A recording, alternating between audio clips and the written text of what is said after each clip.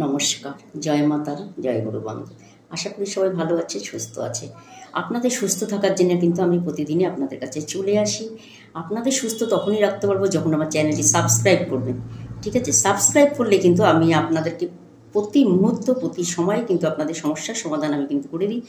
আর এছাড়াও বলবো যাদের জন্মছক আছে বা জন্মছক নেই তারাও কিন্তু একবার অন্তত হাত দেখিয়ে নিতে পারেন। যাদের জন্মছক আছে একবার দেখিয়ে নিন, দেখিয়ে নিয়ে রাস্তাটা শুধু চিনে নিন আপনার জন্য সঠিক রাস্তা কোনটা। ঠিক আছে, এই সঠিক রাস্তা যদি আপনি চিনতে পারেন তাহলে কিন্তু আপনি জীবনে কিন্তু ঠকবেন না, আপনি কিন্তু লস গুনবেন না, আপনার কিন্তু সময় নষ্ট হবে না, আপনি কিন্তু টাইমের জিনিস টাইমে করতে পারবেন। এটা শুধু রাস্তা যদি দেখিয়ে দেওয়া যায় একবার। ঠিক আছে, রাস্তা দেখাতে গেলে যে বড় বড় স্টোন পড়তে হয়, পাথর পড়তে হয়, এরকম ব্যাপার না। বহু জ্যোতিষী আছে, কিন্তু আমি বলবো একবার যদি তারা যদি রাস্তা দেখিয়ে দেয় মানুষকে, আমার মনে হয় না কোনো সাধারণ মানুষের কোনো সমস্যা হতে পারে। কারণ জ্যোতিষীর উপর অনেকেরই বিশ্বাস, অনেক কিছু জায়গাটা নষ্ট হয়ে যাচ্ছে। কারণ সঠিক রাস্তা দেখানো দরকার। একজন জ্যোতিষ যদি সঠিক রাস্তা দেখানো যায় তাহলে মনে হয় একজন মানুষ কিন্তু সঠিক রাস্তা কিন্তু অবশ্যই পেতে পারে। যেরকম ভালো ডাক্তারের জন্য যেরকম আপনি রোগ সারাতে পারেন, সেরকম সঠিক জ্যোতিষীর দ্বারা কিন্তু আপনি আপনার গ্রহকে ফেভারে রেখে কিন্তু অবশ্যই কিন্তু আপনার রাস্তায় কিন্তু পারফেক্ট রাস্তায় আপনি কিন্তু অবশ্যই চলতে পারবেন।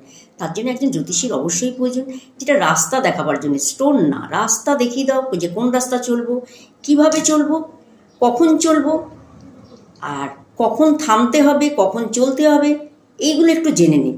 কারণ জেনে না নিলে সমস্যা হবে। কালকে আমার কাছে একজন এসছে যে 4 কোটি টাকা দিয়ে একটা সম্পত্তি সে কিন্তু হাতছাড়া হয়ে যাচ্ছে তার। ঠিক আছে, ভুল রাস্তায় চলার কারণে। তাই ভুল রাস্তায় চলার কারণে আর একজনেরও কী হয়েছে যে সে টাকা ইনভেস্ট করবে এগ্রিমেন্ট পেপারে। তখন আমি বললাম দাঁড়ান, পরে করবেন। বলছে কালকেই করতে হবে। কিন্তু আমি বলছি পরে করবেন এগ্রিমেন্ট, পরে করবেন অ্যাডভান্স, আগে একবার রাস্তা দেখে নিন। যখন দেখলাম তারাতে মঙ্গলের পজিশন ভালো না, শনির পজিশন ভালো না, এখন যে দশা অন্তর্দশা চলছে তাতে কিন্তু সে কিন্তু যদি এখানে টাকা ইনভেস্ট করে তার টাকা কিন্তু লস যাবে এবং টাকা কিন্তু আপনি রিটার্ন পাবেন না। আমি কিন্তু ডাইরেক্ট তাকে কিন্তু বলে দিলাম। ঠিক আছে, এটা যদিও অনলাইনে করেছি এই কাজটা। আমি বললাম একটা তারিখ তাকে দিলাম যে এই তারিখের পর আপনি ইনভেস্ট করুন, না হলে কিন্তু আপনার টাকা কিন্তু পুরোটাই ঝাড় যাবে। যেরকম আগেও গেছে এখনও আবার যাওয়ার কিন্তু যোগ আছে। সেই ক্ষেত্রে বলবো যেখানে ইনভেস্ট করুন, যেই পথেই চলুন না কেন, সেখানে অন্তত একবার জেনে নিন এই টাইমটা আপনার জন্য ফেভারে আছে কিনা। সেটা বিয়ের ক্ষেত্রে হোক, কাজের ক্ষেত্রে হোক, যে কোনো জায়গায় ইনভেস্ট করতে হোক। দেখুন লাখ লাখ টাকা, আমার কাছে বহু মানুষ আছে লাখ লাখ টাকা ইনভেস্ট করে দিচ্ছে, করে আজকে কিন্তু সে আজকে নিঃস্ব হয়ে ব্যাকে চলে আসছে। এগিয়ে যাচ্ছে যে আমি এগিয়ে যেতে পারবো ভবিষ্যতে, কিন্তু দেখা যাচ্ছে সে নিঃস্ব হয়ে ব্যাকে চলে আসছে, পিছনে চলে আসছে। তার মানে কি আমার সময়ও লস হলো, প্লাস টাকাগুলোও নষ্ট হলো। তাহলে কি এই জায়গাটা তৈরি করতে আমার অন্তত 10 বছর টাইম লেগেছে।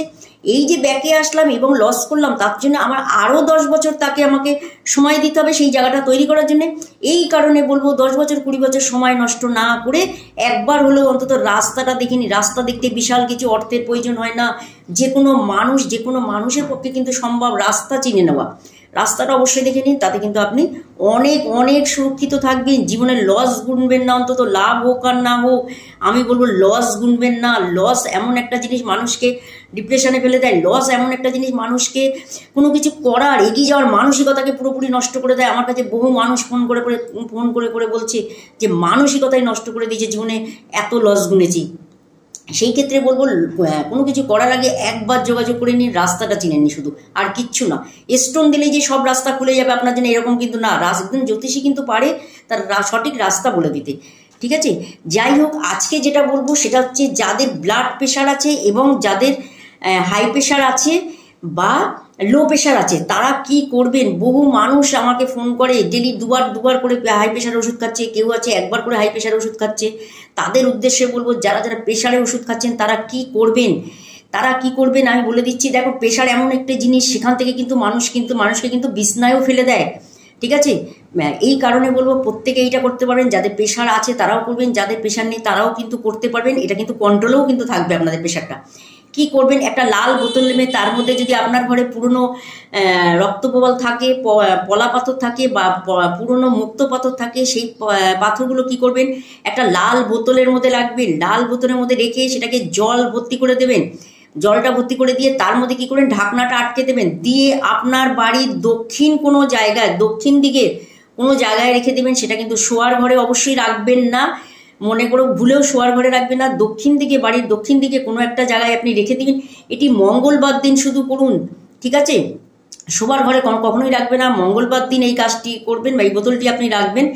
দেখবেন এখান থেকে আপনার কিন্তু কখনোই আর ব্লাড প্রেশার বাড়বে না, নর্মালে চলে আসবে। এবং যারা যারা লো প্রেশারে আছেন তাদেরও কিন্তু কন্ট্রোলে চলে আসবে তাদের প্রেশারটা, ঠিক আছে? এই লো প্রেশার হাই প্রেশার যাদের আছে তারা অবশ্যই এই উপায়টি করুন। কারণ আমাদের মেন্টালিটি গরম থেকে বা আমরা যদি অতিরিক্ত টেনশান করি সেখান থেকেও কিন্তু প্রেশার আসে, অতিরিক্ত চিন্তার থেকে প্রেশার আসে। এই কারণেগুলো পলাকে যদি আপনি লাল বোতলে জলে রাখতে পারেন তাহলে কিন্তু নর্মাল থাকবে।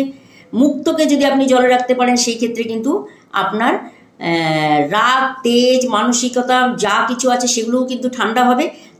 কারণ প্রেশারটা বাড়ার কারণই হচ্ছে আপনার উত্তেজনার থেকে হয় বা বেশি চিন্তার থেকে হয়। এই কারণে বলবো এই দুটো স্টোন যদি আপনি বাড়ির দক্ষিণ দিকে রাখতে পারেন সেই ক্ষেত্রে কিন্তু আপনার হাই প্রেশার ব্লাড প্রেশার দুটোই এক।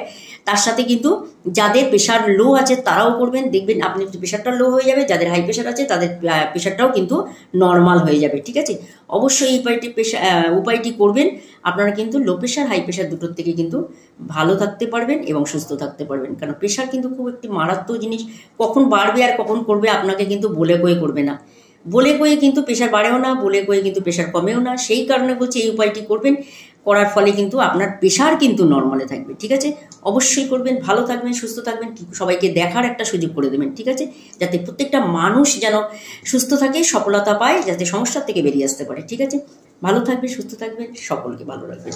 নমস্কার।